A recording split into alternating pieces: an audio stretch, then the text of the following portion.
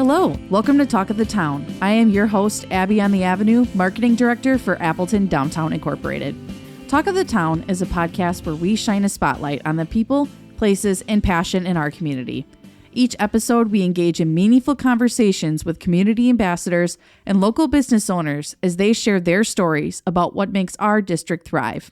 Whether you're a history buff, foodie, music lover, or something in between, there's something here for everyone. Join us as we uncover the stories of what makes downtown Appleton one great place. Today, we have Maren Peterson, the Executive Director of NAMI Fox Valley, joining us on the podcast to talk about how her organization works to support and empower everyone touched by mental illness. They commit to eliminate stigmas and nurture recovery through support, education, outreach, and advocacy. Please help me welcome Maren. Hi. Thank you so much for coming on the podcast today. Thank you for having me. But before we dive in and talk about all things NAMI and all the great things that you're doing, tell us a little bit about yourself, where you're from, what you were doing before this, and how you got involved with NAMI. Well, I grew up here in Appleton, and then I moved away for 20 years. Wow. So I came back about 12 years ago. Okay. And in the interim, while I was away, I was at school and then practicing law, and most of that time was in New York City. So it was a transition coming from New York City back to Appleton, but I love being here in the place where I grew up.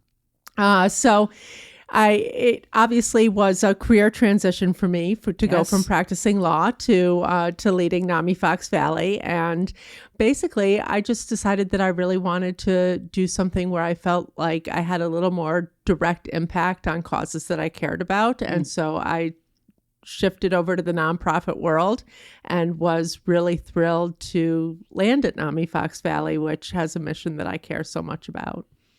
Absolutely. Yeah. A very big career shift. I had no idea taking that leap for sure. So, in terms of getting involved with NAMI, just kind of something that opened up. How long have you been there? Yeah. So I've been at NAMI it'll be 11 years, very, very shortly. And so when I moved back to Appleton and started to think about, which I did to be closer to my family, and started to think about what I'd like to do in this career shift into nonprofit work, I spent a lot of time just getting to know about the nonprofit community in Appleton and getting to know folks around here and in the Fox cities more generally, not just Appleton. And as I was doing that, I was really fortunate that this position at NAMI became available, and I was so enthusiastic about the possibility of joining NAMI because I am someone who has experienced mental health challenges throughout my own life, and I'm incredibly passionate about the mission of supporting and empowering people who are touched by mental health challenges. So when that opportunity opened and I had the opportunity to talk with folks at NAMI and see whether I'd be a good fit, I was just thrilled to be able to step into the role. Yeah, I think, the cause around mental health touches almost everybody, whether it's, you suffered through your own mental health challenges, somebody who has. I think it's a very common thing that a lot of people are dealing with. And I think it's great that there are so many organizations out there like NAMI that are working to, help with these stigmas and help people that are either suffering or know someone who's suffering with that mental illness. Absolutely. That's right. We know that 1 in 5 people in our community and throughout our country will experience a diagnosable mental health condition in a given year. Yep. Oh my goodness. Mm-hmm. That's so high. Mm-hmm. And I'm sure that it is only increased with the digital age and so many different things. We talk about how that, impacts a lot of mental illness, and so the cause is only greater, unfortunately. But again, we are fortunate to have, an organization like yours that's available in our community. So let's talk a little bit about that. Can you give an overview of what NAMI Fox Valley is? What does NAMI stand for? So NAMI stands for the National Alliance on Mental Illness, which is a national organization, but it's very grassroots based. Mm-hmm. So it started through affiliates forming, or at that point they weren't affiliates, but groups forming in local communities to address issues relating to mental health and mental illness. And out of those groups over time grew this national network that became a national organization. Nice. And a kind of awesome thing to note is that the first group that became a formally organized group that later became NAMI was in Wisconsin. That's great. Yeah. Yeah. So like you said, grassroots started right here. Yep. And so NAMI, when I talk about NAMI and what we do, I always like to start with a little bit about what we don't do. Okay. And what we don't do is provide any kind of clinical mental health treatment. Okay. So we don't have any therapy. We don't have psychiatrists or psychologists on staff. We don't do counseling, case management. All of that stuff is so important. Yes. And absolutely, we support and believe in people engaging in all of that. But it's not what we do at NAMI. Right. NAMI is a peer-based organization. So we come from the perspective of lived experience. Almost everybody who works at NAMI and volunteers at NAMI has their own lived experience with mental health challenges or a family member with mental health challenges and uses that experience to draw on and providing support and education to others. So definitely different than the clinical component, which, as I said, is also very important. And at NAMI, we have a variety of programming that we provide that falls into a few different categories. One is our support programming, really providing mental health support to individuals living with mental illness and to family members who have a loved one living with mental illness. We also provide education for peers. We call individuals living with mental illness, we refer to as peers, and education for family members.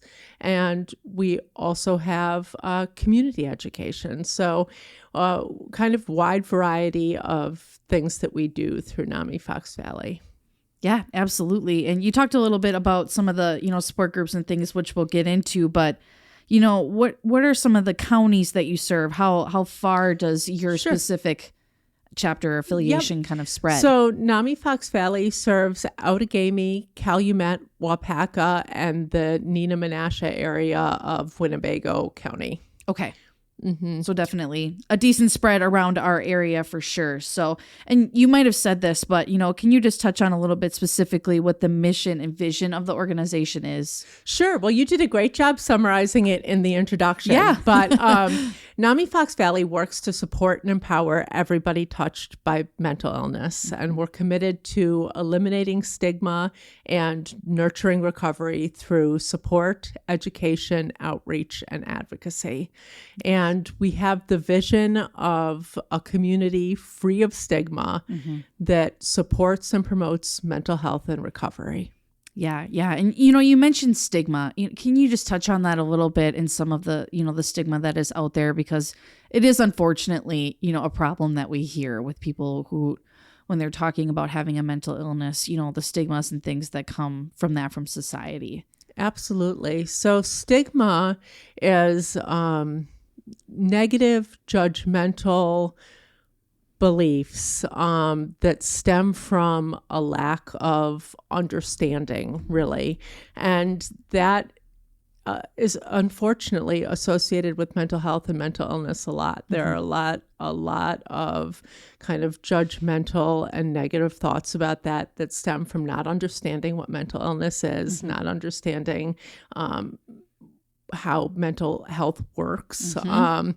And that's something that at NAMI Fox Valley and at all the NAMI affiliates, and NAMI is a national organization, yes, we are all just incredibly committed to breaking down that stigma surrounding mental illness and mental health conditions, and really working to make sure people understand that mental illness has nothing to do with a lack of willpower. It has nothing to do with anything that people are doing wrong in their life. We are talking about brain conditions. We're talking about, things that have nothing to do with anything that is within the control of the people who live with mental illness. Yes.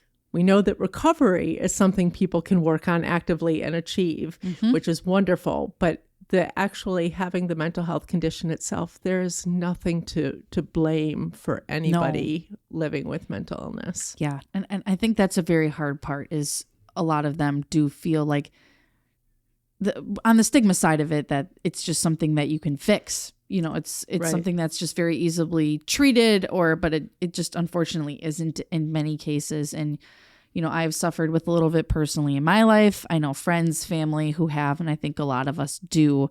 And it's a hard thing to talk about. It really is. Absolutely. And that is why we are so committed at NAMI to getting people to talk about it. Yes. Opening up those conversations.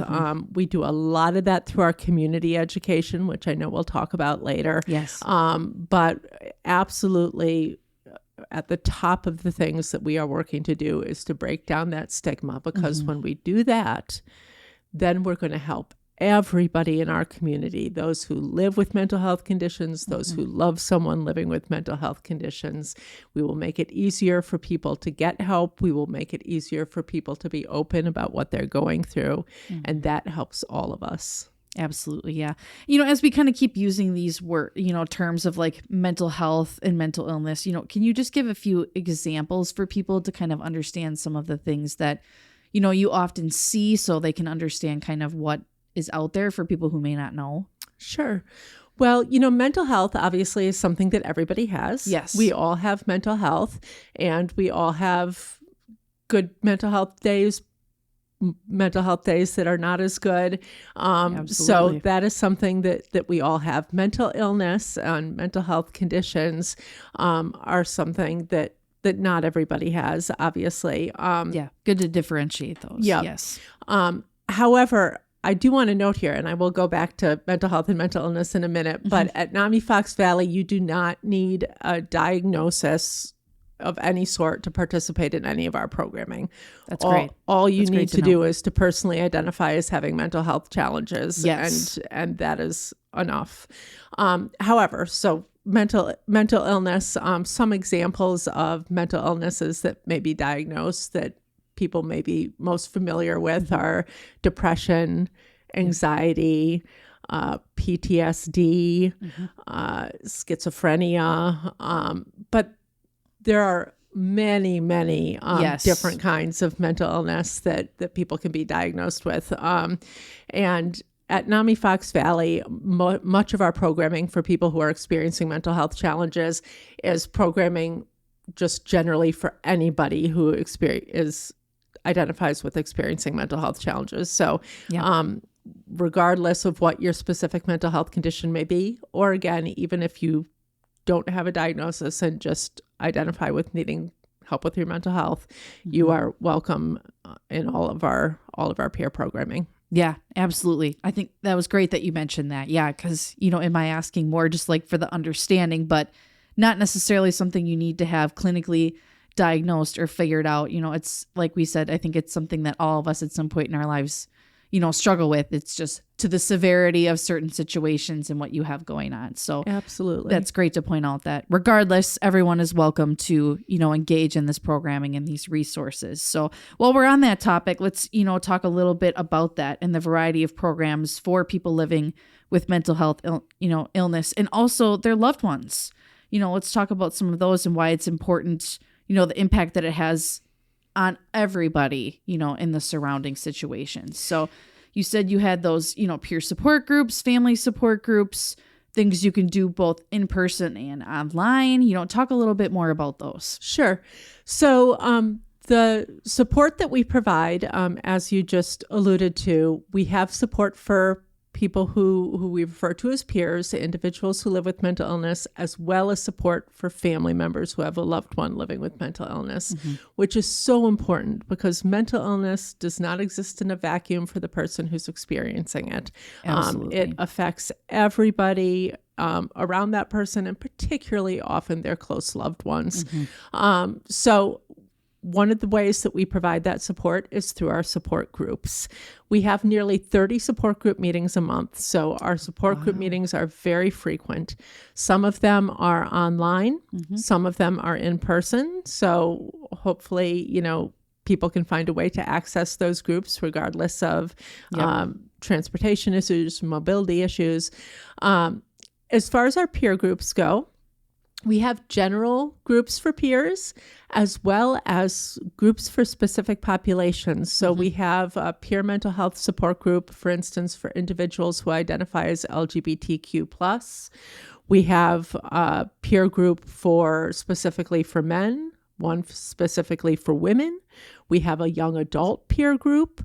We have a Spanish language peer group for women. We just started, which we're very excited about, Hmong Men's Group, which we're doing in collaboration with the Hmong American Partnership. And I should also mention our LGBTQ plus support group is in collaboration with Diverse and Resilient. Another great local nonprofit. So just a wide variety of groups for peers that they can participate in, as well as those general groups that any peer can participate in. And then for our groups for family members, we have general family groups. We have a group specifically for those who have a spouse or partner living with mental health challenges. We have a group specifically for parents or caregivers of youth who are living with mental health challenges. We have a faith-based family group. So again, just a wide variety of groups as well as those general groups. And I want to emphasize, as I talked about earlier, we do not provide clinical programming. So these are not therapeutic groups. These groups are all led by individuals with their own lived experience who are, for our peer groups, these individuals are living well in recovery from their own mental health conditions. For our family groups, the people who lead the groups are individuals who have a close loved one living with mental health challenges. So everybody in that room, when you're in a support group, has walked a journey similar to yours, including the facilitators. That's amazing. And I love that you have some of those that are, like you said, a little bit more specific to, the identities of individuals dealing with this, but then also some broader ones as well. So you can connect even deeper with somebody that's going through these, mental health challenges and, challenges with other things as well, depending on the group that you're going with. So I think that's amazing. And also beyond that, beyond just the person dealing with it, your loved ones that are dealing with it as well. So a variety of opportunities, no matter your situation, to come and chat with these and really just share. Sometimes that's so therapeutic in itself, not clinically, but just being able to share your story, share your struggles, especially with people who are living through it as well. Absolutely. And we know that talking with other people who have similar experiences is a way to feel less isolated, less alone, to bring hope to people who may be currently struggling by hearing from other people in the group who have experienced similar struggles and maybe come out on the other side, and really can help with mental well-being and mental health to have those connections. Yeah, it can be very isolating for sure. And all of these are very safe spaces that are open for discussion, but you're also not required to share, just being in that space with these people who are suffering these things at the same time as you or have in the past. Absolutely. Yes. You can come to one of our groups. And if you're not comfortable sharing in that group for any reason, if you just want to sit and hear what others have to say, that is absolutely fine. As long as you do identify as whatever that group is. You can't just come to observe a group if you don't identify as being part of that group. Right. But as long as you do not have to share. You're welcome to just be in that space and, have people hold space. Yeah. Yeah. And, maybe eventually you will feel comfortable, but just as maybe in the beginning, you just want to sit in that and be with those people and just hear their stories, and maybe they will inspire and encourage you to share in the future. But regardless, I think that was important to note as well, that people are able to do that if they're not comfortable. And, you talked a little bit about who oversees these discussions, and you said, it's people who have been through these situations before and come out on the other side. Is it typically, the same person that's facilitating, week after week? If I'm going to a specific peer group, does that kind of change? It does shift around. Okay.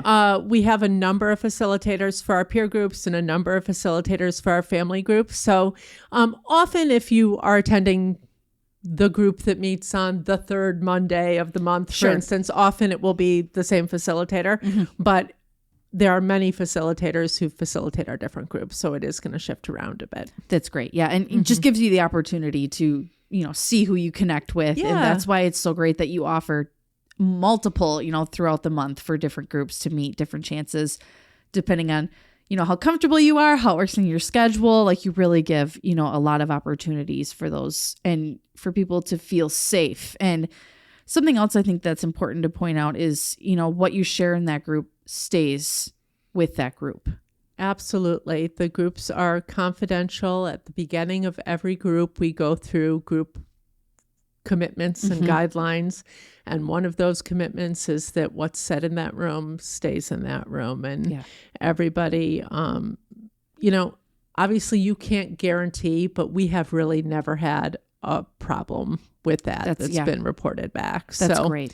Yeah, that is really important to note. And one thing that I'm just realizing I didn't note that I would like to note is that all of our programming, except for a few professional level community education events, all of our programming is free of charge. Oh, that is absolutely important. Yes. It does not cost anything to participate in these groups or any of our other peer family programming.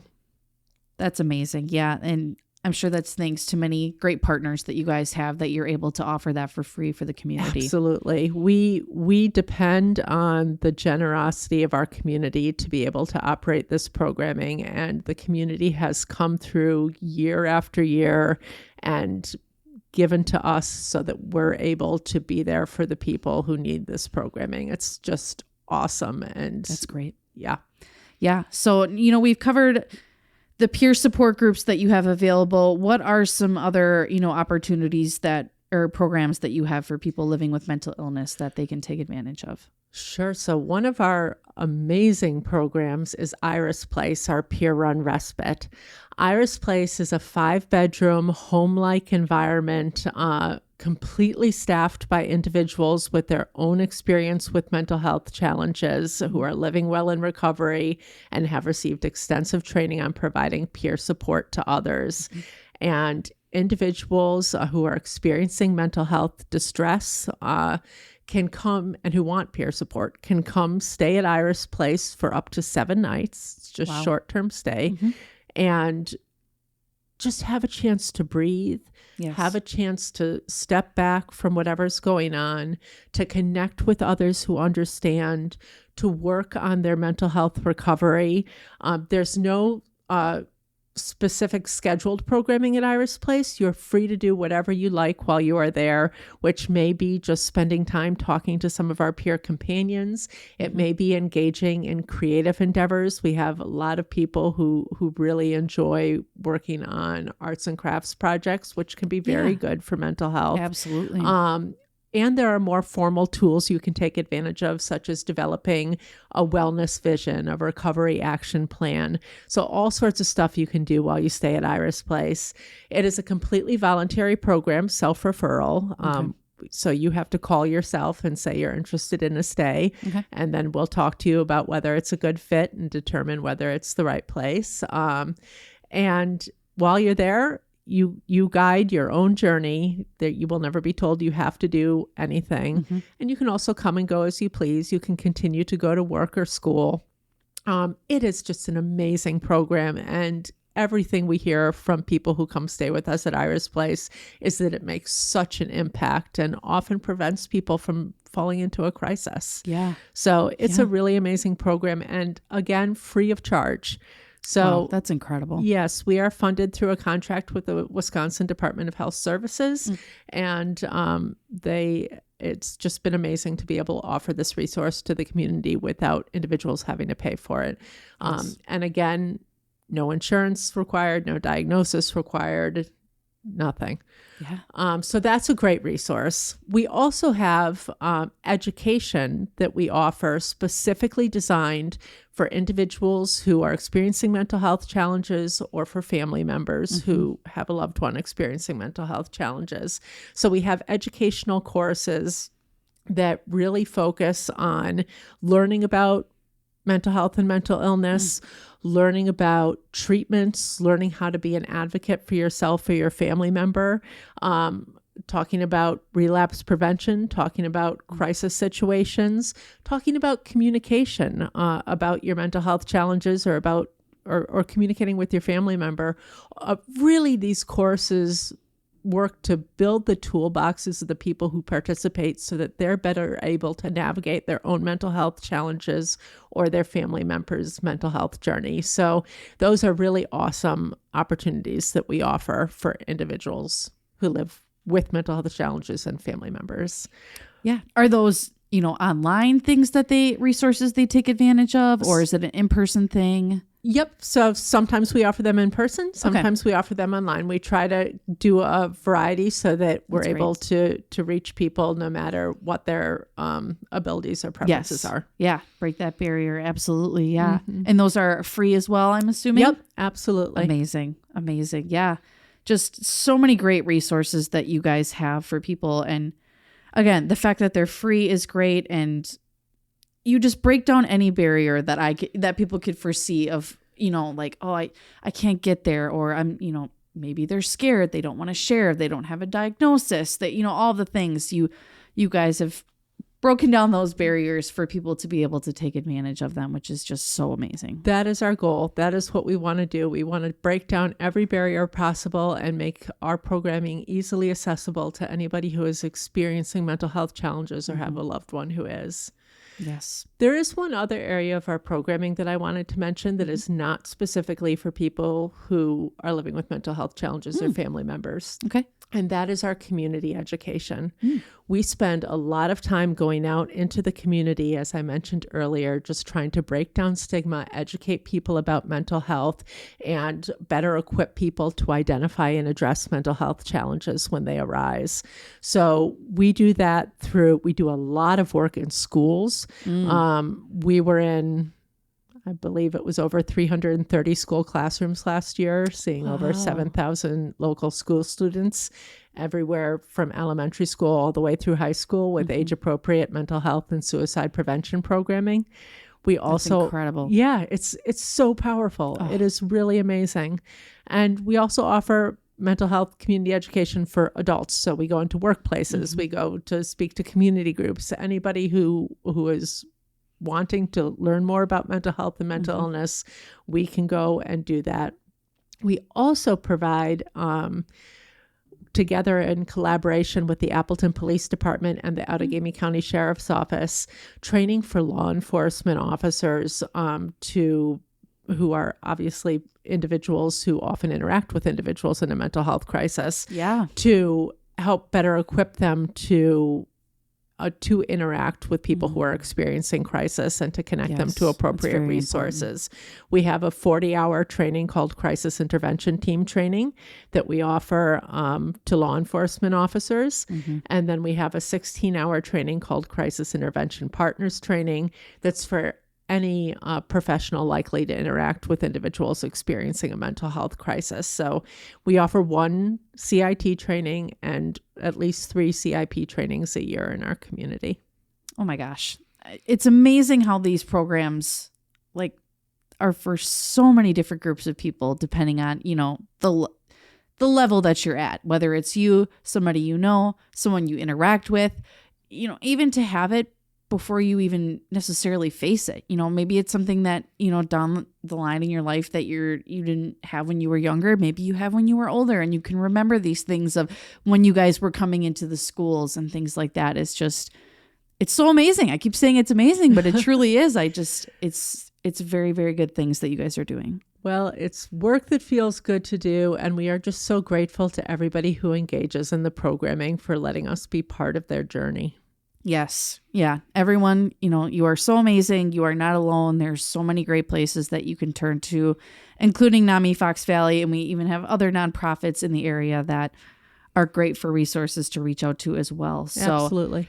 As we're kind of wrapping up here, as someone who wants to support your organization, how can they do that? How can they support these programs? Well, as I said, we have been very fortunate to be able to run this programming for many years, thanks to the generosity of our community.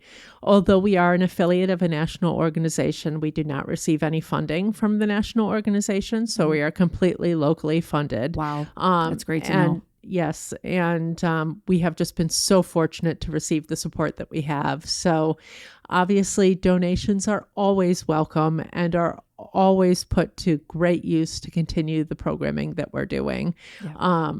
You can also help support us by spreading the word about what we do. If you're listening to this podcast, I guarantee you know people who could benefit from these programs. Yes. Please remember that next time you talk to these people and spread the word about what we're doing. Absolutely. We also have a shop on our website where you can buy merchandise that sports our Be Kind motto that we have at NAMI Fox Valley. Mm-hmm. So feel free to visit the shop and buy a t-shirt and help spread the word just to be kind, because you never know what people are going through. Yes, that's a great point as well. Yeah. So there are, opportunities to donate online. You could shop these products, or even, if you can't financially, just helping spread the word about that is a great way to support NAMI Fox Valley as well. If someone that we know needs help, or if I need help, what is the best way that someone can get in touch with NAMI to kind of start this conversation of how they can get support from you? Well, they can always call us at 920-954-1550. Email info@namifoxvalley.org. We will always be happy to talk with you, explain more about our programs, and help figure out what might be best for you. Mm-hmm. However, detailed information on all of our programming is available on our website, which is www.namifoxvalley.org. And that would be a great place for you to start to read more about our programming and about how to participate in our programming. So I'd really recommend visiting the website. Absolutely. Yeah, you can find so many great resources there. So, as we're wrapping up this episode, what is one thing that you would want someone to remember about NAMI after listening? That help is here, and that we are here for you. At some point, you will likely experience a mental health challenge or have a loved one who does and may not know where to turn. Please remember that we are here. That is what I would like people to take away. Yes, absolutely. Help is here, whether it is through NAMI or so many other great resources. Please know that there are people out there who want to help you and support you, and your life matters, and you are meant to be here, and we can help you through all those, those hard times and things like that. So as we're, closing this episode, you mentioned in the beginning that you were from Appleton, kind of left and then came back. So now that you're here, in your opinion, what do you think makes downtown Appleton one great place? I think just the variety of amazing businesses that are in downtown Appleton. I feel so fortunate to work in the downtown area. Yes. There are so many great places to go get lunch with somebody, to go get coffee with somebody. If you need a little present for somebody, to pop into a gift shop and pick it up. I mean, it's just a great place to wander around and take advantage of. Yeah, absolutely. And, you mentioned all those things, and those are a lot of things people know. There's great places to eat, great places to grab a drink, to shop, to do all those things. But also we house so many great nonprofits, service businesses, all of that in the downtown as well. So make sure everybody's thinking about that when they're, thinking about downtown Appleton. So, Well, thank you so much, Maren, for coming on the podcast today to talk about all of the amazing programs and services at NAMI Fox Valley. Thank you so much for having me. It's been a real pleasure. Yeah. If you want to learn more about NAMI, you can visit them. They're, like she said, in downtown Appleton at 211 East Franklin Street, or you can find them online at namifoxvalley.org or on their Facebook page to learn more about the resources they can offer for people struggling with mental health illness or people they know that are, if you need that as well. Thank you for tuning in to Talk of the Town. We'll be back with more stories, more voices, and more reasons to love downtown Appleton. Until next time, keep your ears open. You just might be hearing the next Talk of the Town.